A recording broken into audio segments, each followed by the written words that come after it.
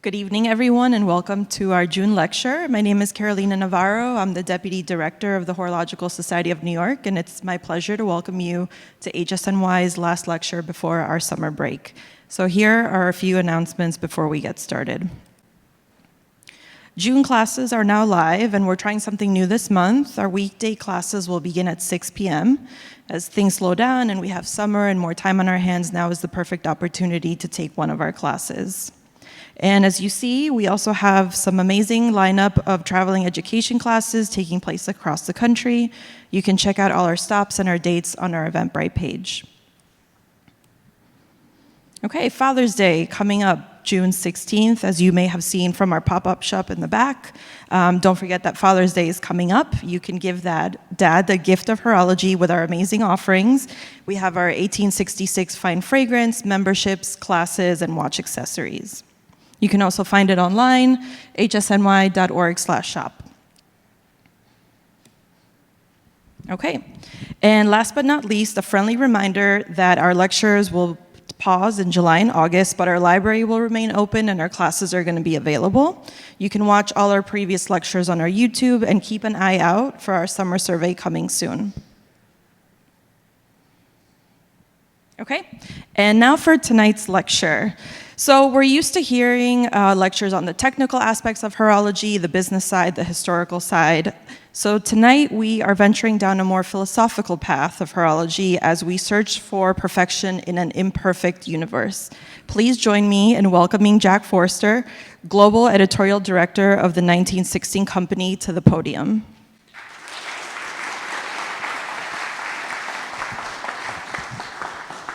Thank you so much. Well, first of all, I want to thank everybody for coming out tonight. I know it's a little early and I know it's pretty hot, and hopefully I can give you a little bit of a distraction from the weather and a few other things going on in the universe in general, or maybe not actually. This is an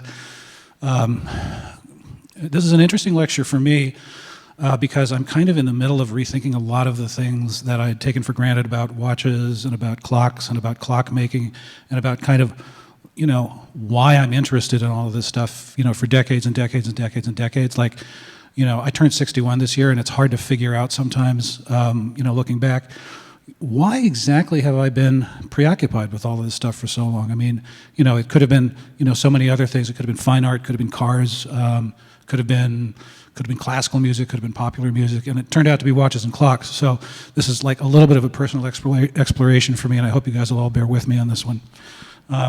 So Nick told me not to start with an equation, but here we are. So let me open my water bottle.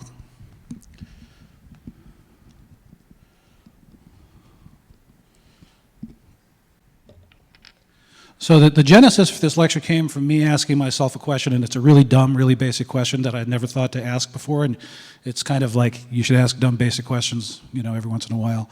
And the question was, why is most of the mass of a pendulum at the end of the rod, opposite the suspension? And if you look at a pendulum, what you see is a rod suspended from some sort of bearing with a weight on the end, and I'd always known that the rate of a pendulum is a function of its length, and I knew the basic formula, and this is the basic formula. So its t is approximately equal to 2 pi times the square root of L over G. And it's pretty simple. T is the period of the pendulum, the time it takes for it to make one complete oscillation. 2 is 2, pi is pi. L is the length of the pendulum, and G is the gravitational constant. And if you want to get technical, by gravitational constant, we mean the local acceleration of the force of gravity. So I've been repeating this for years. The period of a pendulum clock is a function of the length of the pendulum, and of course the force of gravity. And the force of gravity never changes as long as you don't change altitude and you stay on planet Earth. So really it's a function of the length of the pendulum. And I actually never really thought about whether or not there was anything more to the behavior of a pendulum than that. And then I started to wonder a few months ago about the mass distribution. Because it feels right. Like if you think about how it feels when you look at a pendulum, like it just feels right to have most of the mass at the bottom. It feels right to have this narrow rod with this big weight at the bottom, and it just intuitively feels like this should be a really stable oscillator. But that's not actually understanding why. So like it feels right, but I realized I didn't actually have any idea why every single pendulum clock is constructed like that. And that's kind of embarrassing after like 30 years, 40 years writing about watches. It's like that's one of the simplest questions you could possibly ask about a clock, and you don't even know that. So that was a little upsetting.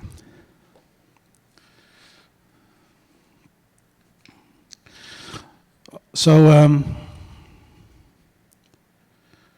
if that's all you're considering, the only thing you need for a seconds pendulum is a pendulum that swings, boom, boom, 1 second. All you need for that is constant gravity and a pendulum of a particular length. And the length of a seconds pendulum, as it turns out, is almost exactly 1 meter. It's 993.6 millimeters, so almost but not quite a meter. But if this formula is really all there is to it, then it shouldn't matter what the pendulum is made of, and it shouldn't matter what the mass distribution is. I mean, a pendulum made of paper and a pendulum made of neutron star matter, as long as they're the same length, should keep the same period.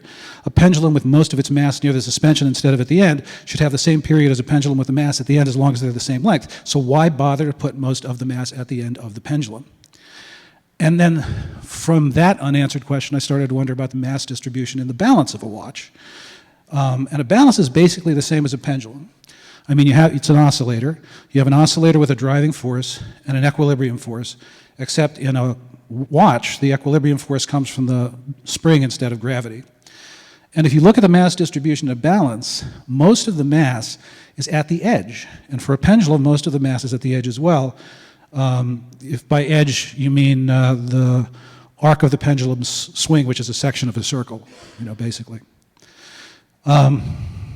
Now, before I get too in the weeds with all of this technical stuff, there's actually like a really emotional reason that I got interested in pendulums. And it happened when I was about 8, maybe 9 years old, and I was on a field trip to the Smithsonian in Washington, D.C., and this is going back a few decades.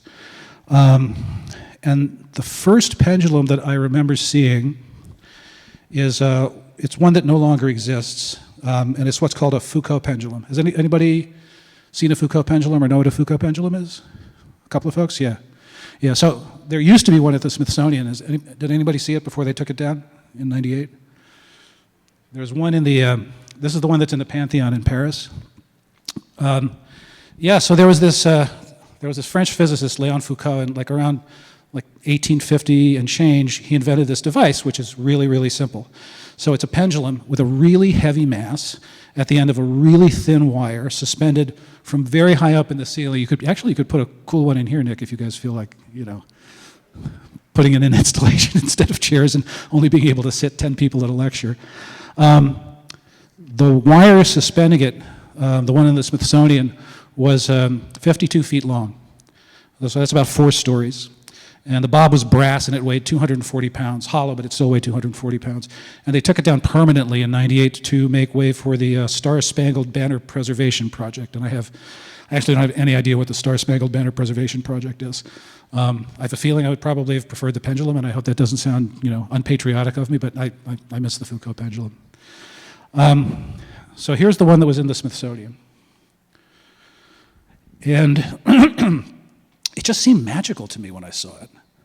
I mean, all of us, we're all here because something got us interested in watches and clocks at some point, right? Everybody has their own watch and clock superhero origin story, and I didn't have an Uncle Ben who told me with his dying breath, you should really take an interest in the mechanics of a pendulum,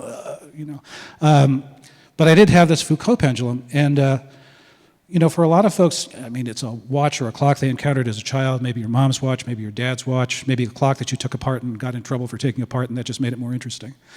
And for me, it was this guy. It was just so dignified looking. The period was really long, a little over 9 seconds. And I remember watching it swing, and the impression I had was of this enormous weight under such precise control, and I didn't have a single analytic thought about it at all. I wasn't thinking about equations. I wasn't thinking about, any of the actual, math related to the physics behind it. I was just like, holy shit! Look at that sucker go. And I'm paraphrasing. Now, the interesting thing, one of the many interesting things about it is if you looked at the Foucault pendulum for long enough, you could see that the vertical plane of the oscillation was very, very slowly changing. And so you see that little red ring around the bob of the pendulum? So those were little freestanding, they were kind of like dominoes. They were these little red freestanding pegs. And if you stood there for long enough, eventually the pendulum would knock one over. And if you stood there for a little bit longer, it would knock the next one over, and then the next one over, and then the next one over. And of course, the natural thing to think is, oh, well, Jesus, something, hey, Smithsonian, like get your act together with your pendulum. It's like it's wobbling all over the place. However, the pendulum actually is not moving. That apparent rotation happens because the Earth is rotating underneath the pendulum. So the pendulum is not moving, the Earth is moving. And the Foucault pendulum was the very first invention anybody ever created that gave physical evidence of the Earth's rotation without relying on astronomical observations. Anyway, so I forgot about it for a long time, like I said, but when I started making notes for this lecture, I started thinking about it again. And that simple formula we were looking at before, it's based on a lot of simplifications, right? I mean, if you look at it, it's like that can't be all there is to it. There's got to be more than the length of the pendulum and the local acceleration of gravity. So what do you have to leave out for that formula to be true? What do you have to ignore for that simplification, that idealization to be true? First of all, you have to ignore what's called circular error. And I think there's probably some folks here who know what circular error is in a pendulum. We say that a pendulum is perfectly isochronous, that no matter the size of the arc, it always takes the same time for the pendulum to make one beat, but that's not actually true. In a real pendulum in the physical world, the bigger the arc is, the slower the pendulum swings. And if you want a pendulum swing to be as precise as possible, then what you have to do is you actually have to make it swing through as small an arc as possible. And in an ideal situation, the size of the arc is infinitesimal. So what does an infinitesimal arc look like? And the answer is it doesn't look like anything. Infinitesimal is a mathematical concept. It's a foundational concept in calculus, right? Which might excite some of you and it might horrify some of you depending on your relationship to calculus. But like an infinitesimal arc is not a 1 degree swing, it's not a ½ degree swing, it's not a 100th of a degree swing, it's not a millionth of a degree swing. A millionth of a degree swing doesn't even come close. You can think of it as the absolutely tiniest amount that a pendulum can swing and actually be swinging and not be completely stationary. And just including the correction for circular error to this first equation, it gives us this monster. And I look at this and I just kind of check out. I certainly was not a math major, wasn't anything close to it. But I mean, one of the nice things about math and about science is that you can sit down and you can actually puzzle your way through this, and even if you can't actually, calculate using summation signs and factorials and all this other jazz that are present in this equation, you can still figure out what the equation is trying to say to you. You can still you can kind of figure out what it means. So this is that simple equation with just the correction for circular error added, and already it's starting to get pretty complicated, right? So what else do you have to leave out? You have to leave out frictional resistance. You have to leave out frictional losses due to air resistance. So your pendulum, for that first equation to be true, has to be swinging in a vacuum. You have to leave out frictional losses at the bearing from which the pendulum is suspended. So the pendulum ideally has to be swinging on a frictionless bearing. And fourthly, you have to leave out the mass of the rod. So if you want the period to depend in a stable way only on the length of the pendulum and the local acceleration of gravity, what that means is the pendulum rod has to have no mass for that equation to be true. So did I leave anything out? Oh, there's one other thing I left out, and that is the loss of energy from the system due to gravitational waves. And the math for calculating that is really horrifying. It's, general relativity, which is, way above my pay grade.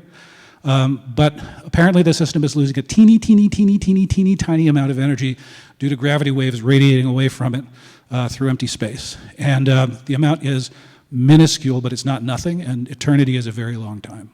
So if nothing else, eventually, when the last black hole evaporates or whatever, whatever it takes, your pendulum's going to come to a stop from gravitational losses. So what do you have at the end of all of this? You have an ideal pendulum whose period is only dependent on its length. It has a massless rod. It's swinging in a perfect vacuum on a completely frictionless suspension and through an infinitesimal arc. And needless to say, there's no escapement, but you don't need one because a pendulum like that, once you set it swinging, will swing forever. Forever. All right, so here's the big question. Can you actually build something like that? What do you guys think? I'm seeing a lot of head shaking. You can shake your heads really vigorously because you definitely cannot build something like that. It is 100% impossible. It's a big, big no, an absolute no. Every pendulum clock ever built is made of actual matter. It's with a rod of real mass, and there's no perfect vacuum even in intergalactic space. I think, well, actually, I don't think I checked. It's about 10 atoms per cubic meter. So not a perfect vacuum even, halfway between here and the closest galaxy. There's certainly no such thing as a frictionless bearing, and an infinitesimal arc is a mathematical idealization that cannot be realized in an actual physical system. All right, so this is like the world's longest shaggy dog joke, but here's the punchline. So this is a little diagram stolen shamelessly off of Wikipedia that shows roughly the evolution of pendulums and pendulum clocks. So we have a simple long case pendulum clock over here on the left, a French long case pendulum clock. We have a mercury pendulum over here, which has, mercury is very dense. So a lot of the mass is at the bottom, and the mercury is also there for temperature compensation. We have a gridiron pendulum, again, a lot of the mass at the bottom, not as much as there should be, though, because of the gridiron, and that's another system for temperature compensation. We have an Ellicott pendulum here, and then my personal favorite, this is a pendulum from a Riefler high-precision pendulum clock, which has a bob made out of type metal, which is the lead they used to use for typefaces. And the rod is made of Invar. And Invar is a nickel iron alloy with a very low coefficient of expansion, so it doesn't change dimensions very much at all, if at all, when the temperature changes. And those clocks were extremely accurate. So here's a schematic of what that's the escapement and the suspension of a Riefler pendulum clock, and it's a thing of really fantastic beauty, but it takes a little bit of work to kind of unpack what it is that's beautiful about it. I think it's a physically beautiful object. Personally, it's this piece of incredibly precise, really hyper-refined kinetic sculpture.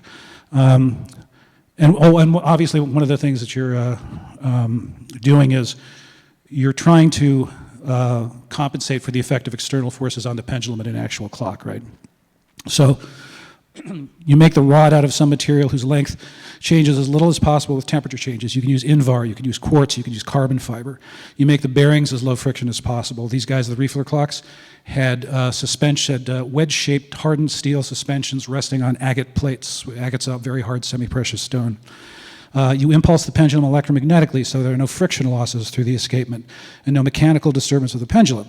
You put the whole thing in a vacuum chamber, and you put the vacuum chamber in a temperature-controlled vault, and then you put the vault in an underground room with concrete walls to eliminate external vibrations as much as possible, and then you hope the room is far enough away from a road that has trucks going over it that the trucks don't rattle your clock. And even if you do all that, your clock, if it's precise enough, is going to be thrown off its rate by the tidal forces of the moon passing overhead. So, like you start out wanting to build a high precision pendulum clock, and what you end up with is a precision gravitometer. So what's the point of all this? The point is, and this really started hitting me for real about a year ago, is you have this simple equation that describes an ideal system, but you can't ever actually get there. Right? It doesn't matter how hard you try or how clever you are, you can get close. And over 500 years of building high-precision clocks, we've gotten really, really close. The Rieflers were guaranteed to within 30 milliseconds a day, and they made thousands of them, and some of them actually ran much better than that. And there's a few high-precision pendulum clocks. We're not going to go into this because we're going to be here all night.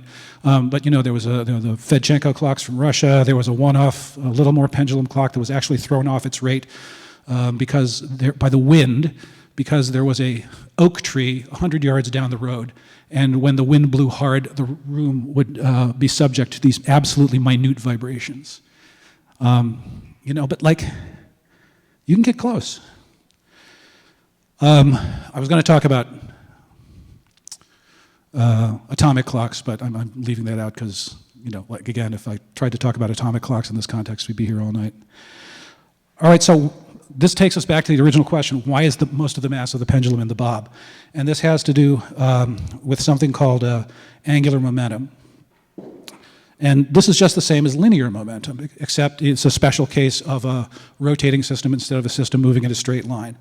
And in a rotating system, conservation of angular momentum means that a rotating object will keep rotating at the same speed and in the same orientation unless it is acted upon by some external force. Now that is a very wordy explanation, but I bet at least some of you have played with a physical example of something that demonstrates the principle of rotational inertia, and that is this kid's toy. Right, so gyroscopes. I played with mine when I was a kid, just endlessly, and it never lost its fascination for me. I mean, it was really weird to me that you could change the orientation of the base that it was resting on, and the pendulum would just, or not the pendulum, the gyroscope would just keep rotating through the same plane. And this is a really useful property because you can do a lot with it in precision measurement systems, right? Like if you have some gyroscopes, 3 gyroscopes rotating on 3 different axes, and a sensor tracking their positions, then you have an inertial navigation system. And you don't need to see the stars, you don't need to see the sun, you don't need to contact a GPS satellite in order for an inertial navigation system to be useful. So guess where they use these inertial navigation systems? Any guesses? Yeah, in phones. Yeah, there's actually a tiny gyroscope inside everybody's phone. Submarines, too. That's how a submarine knows where it is when it's traveling underwater. Because, you certainly can't see the sky and you can't get a GPS signal. All right, so how much does a rotating body like a pendulum or a watch balance resist external forces? The resistance to external forces is defined as moment of inertia, which is a related concept. And so again, pendulums and watch balances are both rotating systems. So, and here's the punchline to the original question, why is most of the mass of a pendulum at the bottom? Why is most of the mass of a balance, around the outside of the balance, rather than evenly distributed throughout its diameter, for instance, like you would have with a coin? And the answer is that there is this thing called moment of inertia, which is a description of the resistance to change of a rotating physical system. And it turns out that it is not dependent just on the mass of the oscillator. It is dependent on the mass distribution as well. And the more mass you have at the edge of the system, at the periphery of the system, the greater resistance you have to changes in rotation. And while I was researching all this, I ran across, people who write about watches for a long time leave little breadcrumbs all around the internet. So I ran across an interview that Nick Manousos did with Denis Flageolet back in, 2017. Which is starting to seem like a long time ago. So I'm going to read to you what Denis had to say about this. He said, "It is not the weight of the balance that is important, it is its mass in relation to its inertia. The aim is to have the lowest weight mass possible for the greatest inertia possible. The de Bethune balances are on average 20% lighter for the same inertia and the same radius of gyration as a standard balance.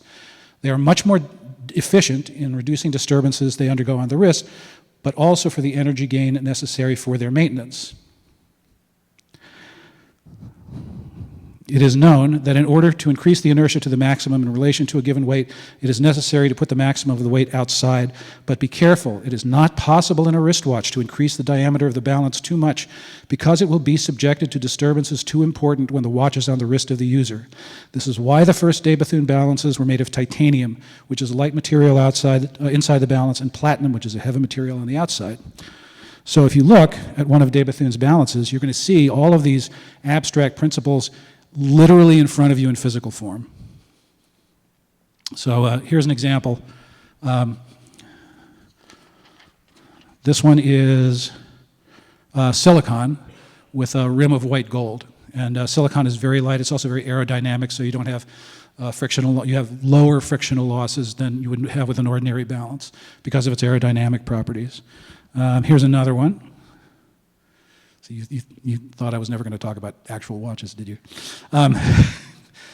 This one is titanium, blued titanium, with platinum weights arranged around the rim. And these are like really, really beautiful to look at, but their beauty is not an accident. It's the result of analysis by Denis of these basic problems in physics and basic problems in watchmaking. How do you optimize the moment of inertia of a rotational conservation of energy of a balance so that it fulfills as much as possible the requirements set by actual physical law? And you end up with something that is beautiful, but again, like, the beauty is not a coincidence. And this is one of the things that just absolutely fascinates me about watchmaking. Like, this is not an arbitrary standard of beauty. It's not based on, I mean, it's somewhat based on taste. Okay, like blue titanium is pretty to look at.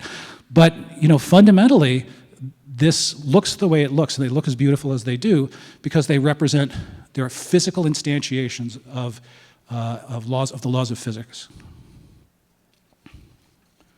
Whew.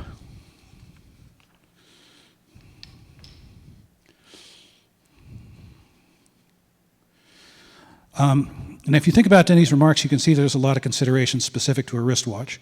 You can try and put a pendulum in a wristwatch, but is that a good idea? It's actually a terrible idea. I know of at least one guy who tried to do it in Germany in the early 1500s, and, you know, like, A for effort. It's actually really beautifully made. And I'm sorry I didn't get you guys a picture. I wrote about it like 5 years ago and then completely forgot about it. But it's just not a good idea. You know, I mean, a pendulum in a watch is not capable of resisting disturbances due to external forces. A balance, if you think about it, a balance really wants to be a pendulum, right? The biggest difference between a pendulum and a balance is that the restoring force for a pendulum never changes. As long as you don't physically move the entire mechanism, as long as you stay at the same altitude above sea level, the force of gravity is exactly the same. The restoring force never changes. And, you know, your poor balance in a watch, your poor balance spring is actually trying to duplicate that degree of precision, which is impossible. You know, balance springs can be disturbed by physical impact. They can be disturbed by temperature changes. They can be disturbed by magnetism, lots and lots of stuff, right? Which your pendulum clock in an underground vault, temperature controlled, swinging in a vacuum doesn't necessarily have to worry about.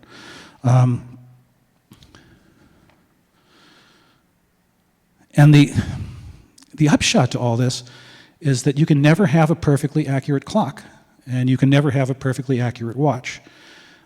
You are doomed from the start. Ideal systems can't exist in the physical world. Now,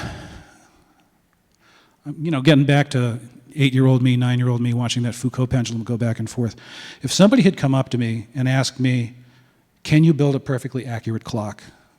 While I was looking at that pendulum when I was 8 years old, I don't know if I would have said yes, but I think 8-year-old me would have been optimistic, like, yeah, maybe you can. Maybe you actually can build a perfectly accurate clock with this pendulum. It looks pretty damn regular to me. And I wonder if it might have looked that way to people going all the way back to the folks who first worked on the balance spring and who first worked on pendulum clocks, like, you know, Huygens and that irritable Englishman, Hooke, who absolutely hated everybody. There was so much going on in the world of discovery at that point. Like, you see something like that, and, you know, with the benefit of hindsight, we know we can't make a perfect clock or a perfect watch, but, you know, I mean, in the 1400s, you look at that and you think to yourself, maybe we can do it. And you go even further back. I mean, the first clock we had was the universe, right? It was the movements of the moon and the movements of the sun. And boy, oh boy, do those look regular. You know, I mean, you think to yourself that you're living in some sort of ideal, some sort of perfect physical system that's perfectly regular, and that you can rely on to never change. Now, of course, we know now that the universe is not a perfectly accurate clock. I mean, we can't even come up with a reasonable calendar because the universe is, in a very literal sense, irrational. So we arbitrarily define the day as 24 hours. We define the hour in terms of the standard international second.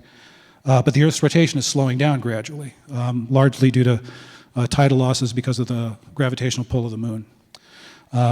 There are not a whole number of days in a year, which is why we have leap years. But even with a 400-year correction, the Gregorian calendar is still going to accumulate enough errors that it becomes noticeable. It's about 1.4 days every 4,000 years. And this beautiful thing from Vacheron this year, you know, it's got this incredible physical representation of an incredibly complex, highly variable lunisolar calendar in it. But, you know, lunar calendars aren't going to save you. Lunisolar calendars aren't going to save you. A whole number of lunar months doesn't fit into a solar year. Even the 19-year metonic cycle of people, anybody familiar with the term? Yeah, so the metonic cycle is the number of years it takes for a whole number of lunar months to fit into, to make up an even number, and it's 19 years. And even the metonic cycle is not completely accurate. It has errors. It's close, but you know, close only counts in horseshoes and hand grenades, not in precision timekeeping, right?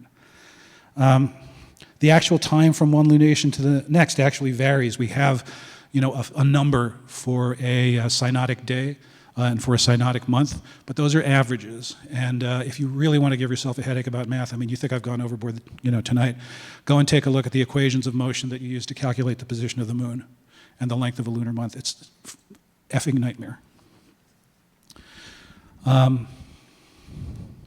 IWC came up with this thing this year. We all know what this is, right? Like we all read the news. So this is a clock with a moon phase that is accurate to 1 day's error in 45 million years. And, you know, I had two thoughts immediately when I heard this number. The first thought was, wow, that is absolutely incredible. What an achievement in engineering and computer simulations. They ran, you know, trillions of computer simulations to come up with a gear train. The second thought I had was, who cares? I mean, and, you know, no disrespect to IWC, which was one of the first companies I ever fell in love with, but, you know, in 45 million years, the moon is receding about an inch a year. In 45 million years, it's going to be about 1,000 miles further away from us than it is now. So that precision, that 45 million year precision, is practically speaking completely irrelevant. And it's not actually true that the moon phase is accurate to 1 day in 45 million years, because that does not reflect physical reality. In 45 million years, the Mediterranean Sea will have closed due to continental drift. And I don't know what Homo sapiens will have turned into. I'm kind of, you know, on team prehensile tail. But, you know, there's a really good chance we either will have evolved into something else or just not be around anymore. It might take less than 45 million years the way we're going. So, and, you know, and one of the funniest things about all this is that we say to ourselves, well, a day and a change off 4,000 years, after 4,000 years, that's not my problem. Or the moon's going to be 1,000 miles further away in 45 million years, that's not my problem either. And I think that's a natural reaction, but if you really care about precision in timekeeping, precision in clockmaking, I mean, that's really frustrating. I mean, you know, it's not, because you realize you haven't actually solved anything. All you've done is kick the can further down the road, 45 million years in this case. But, you know, it's still going to catch up with you sooner or later. I tried some of this out on my older son. You know, I subjected him to part of this lecture, and he thought about it. We were taking a walk in the woods, and he said, you know, the problem is not that we have the wrong kind of clock. The problem is that we have the wrong kind of universe.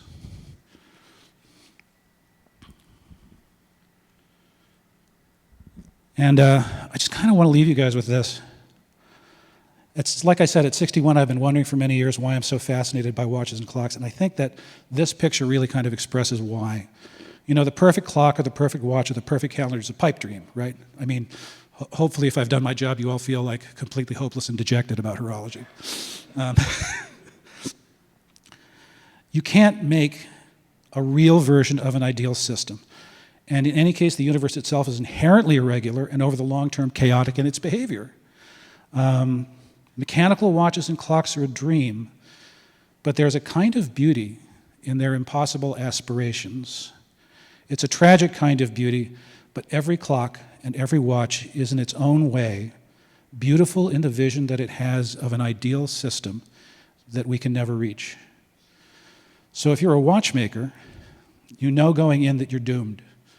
You know going in that the perfect timekeeper is in principle out of reach.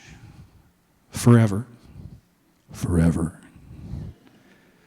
But you also know, with just as much certainty, that your job is to get as close as you can. Thanks, everybody.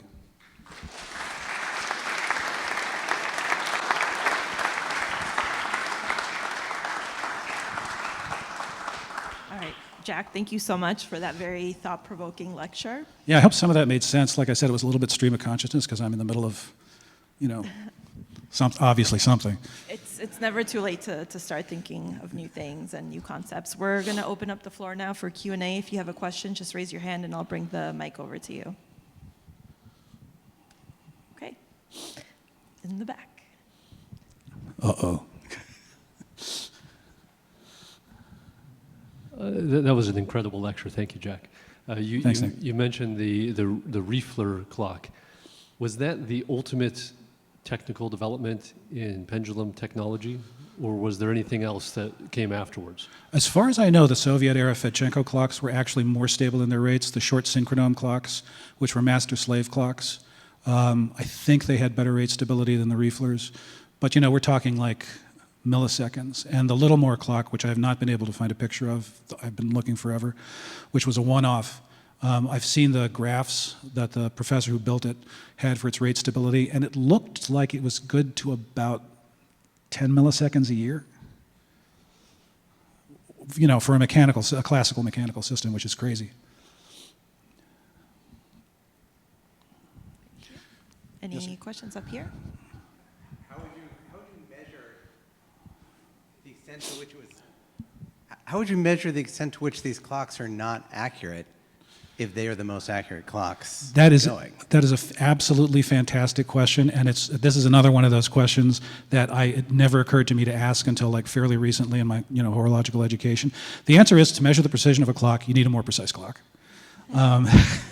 That's the simple fact of the matter. So, like, when George Harrison was making his, 4 C clocks over a period of, I don't know, what did he think of, 45 years or something, he timed them using astronomical transits.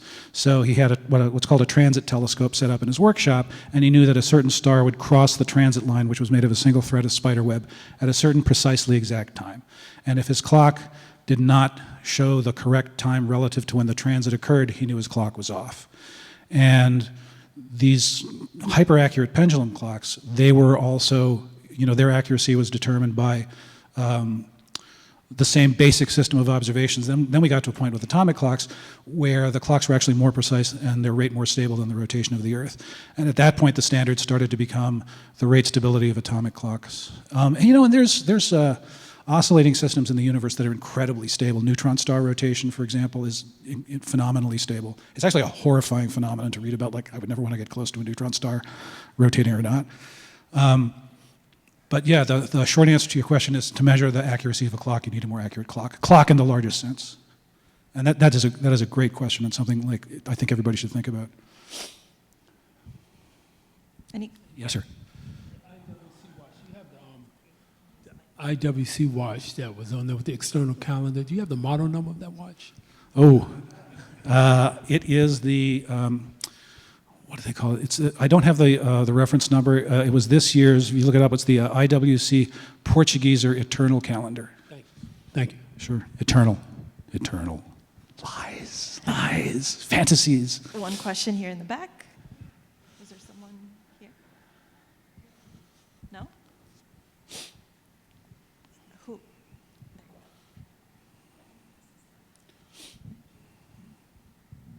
So in wristwatch form, there's basically no way to get a pendulum style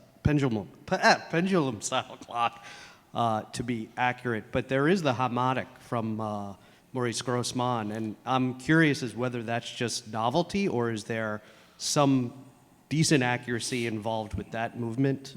Mm-hmm. So that's a really interesting question, because the oscillating weight in the hamatic, it's a weight that it doesn't swing through a full circle, right? But that's an automatic winding system. It's not a timekeeping oscillator. Okay. And it reflects the configuration, of the of Breguet's, what he called perpetuels, but they weren't perpetual calendars. He called them perpetuels because they were self-winding, and they were apparently really, really efficient. Peripherally, though, an automatic winding system is a help to accuracy, because if you keep the mainspring at roughly the same basic state of wind on a daily basis, which is what the automatic winding system does, then you're delivering energy that's more or less even, more or less stable to the actual oscillator. And they invented very, very fancy devices to take care of this problem in the past. The chain infusé was one, the gravity remontoire and spring remontoire were others. But, and they're wonderful to have in a watch. They're wonderful to look at. Like, I love them. I think they look really, really beautiful, but in a modern watch, they're completely unnecessary. Sorry. I still like them, though.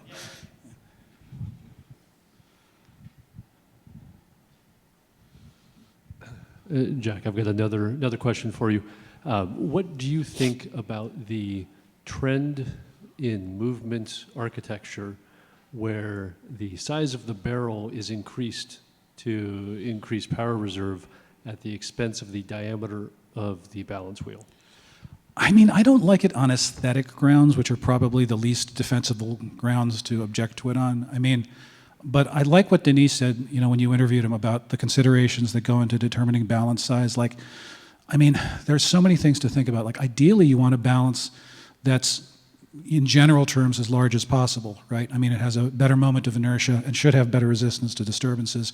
But there's a law of diminishing returns that starts to operate if it keeps getting bigger and bigger and bigger. And most of the industry has settled on relatively small diameter balances, I think like 10 millimeters, 11 millimeters in diameter, which beat at 28,800 vibrations per second. And, I mean, Rolex, just to pick one obvious example, is able to rate their watches to 2 seconds plus or minus a day. And, that's pretty good. But yeah, I like a nice big balance. And I like it to beat at 18,000 VPH. I agree 100%. And Roger Smith agrees with both of us, so there. Okay, well, I've got one. Okay, there's one more question up at the front.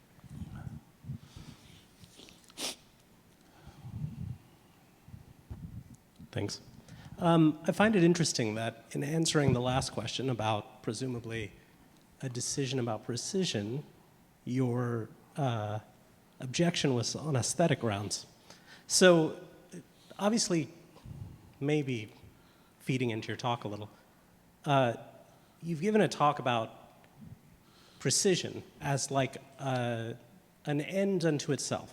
But when we think about watchmaking, and I think when watchmakers think about watchmaking, they think about a lot of other things, right? Aesthetics and all of those things, which we all balance out in our heads with compromise, right? We say, oh, well, I'm okay with a mechanical watch because I love the, beating heart of an escapement on the back of a watch versus a quartz watch or an atomic clock or something like that. Yeah. So like, how do you think about, like having gone through this or going through this particular... it's a little bit of an ordeal. Yeah, you're going through an ordeal. How do you think about it? Like, do you partition it off in your brain that like I care about this thing and sometimes I care about this thing, or people are complicated and I myself am imperfect? What was it Walt Whitman said, I contain multitudes? Exactly. Yeah, I mean, there's so many different reasons why people find mechanical watches and clocks appealing, and they're like, they don't all have to be internally consistent. I mean, I remember the first time I read Daniel's Watchmaking, the first chapter I turned to was the one on escapements, and he was talking about the Verge, and he said, Verge escapement watches are hopelessly bad timekeepers, but to their slow click-clack, there is an undeniable charm. And I mean, the first Verge watches, you were lucky to get they ran for less than 24 hours. You were lucky if they were accurate within an hour a day, but they were cool, And what I don't want to see in a modern watch is a disinterest in the question of precision. I mean, that's one of the reasons I love Roger Smith's work so much, is because, he's continued to experiment with coaxial escapement.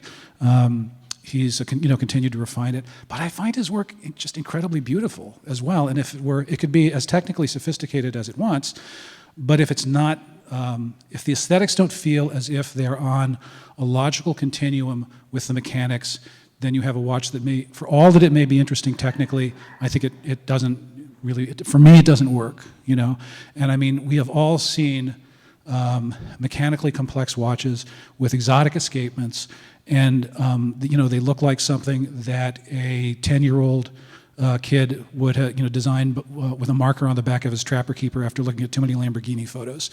Nothing against Lamborghini, but I want it all, and I can't have it, especially with the recent price increases. But that's what I look for when I look at a watch. Okay, we have a question here in the back. Hi, thanks for the talk.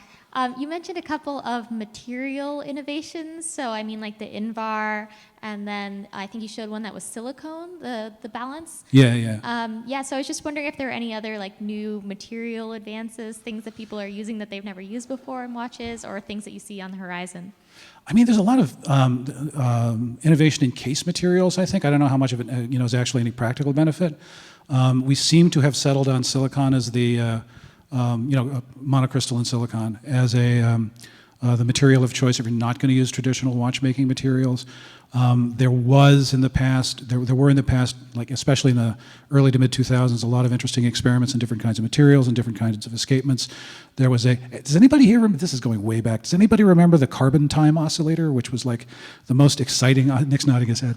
Yeah, it was like the most exciting oscillator that any of us had ever heard of, like, and we loved it for 3 months and then it vanished, never to reappear. Had a carbon fiber balance spring. Cartier did the ID1 and the ID2. How many people remember those?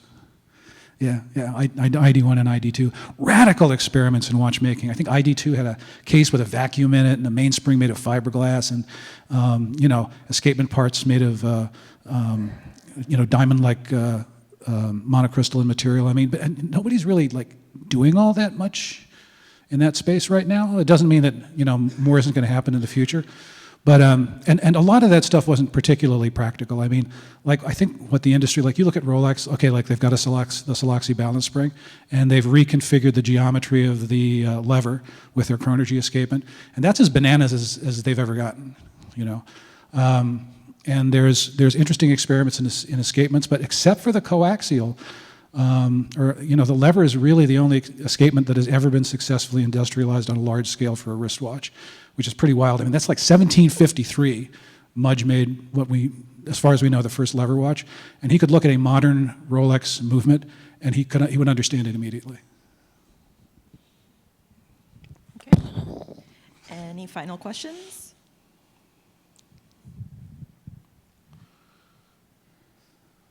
Did you personally find it upsetting that these beautiful idealized forms that we can create in our mind can't be actualized in the world?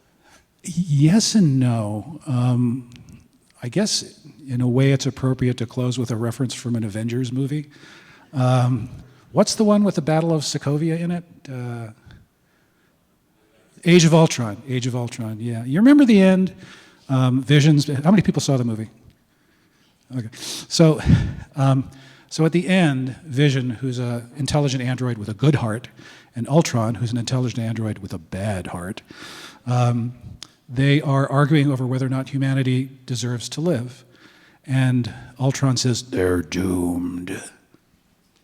And Vision says, yes, but a thing is not beautiful because it lasts forever. And that's kind of how I feel about this whole thing. Like, I love watchmaking and clockmaking and all of these problems because A for effort. That's a beautiful way to end it. Let's give Jack another round of applause. Thank you so much, everybody. Really appreciate it. Thanks for coming out.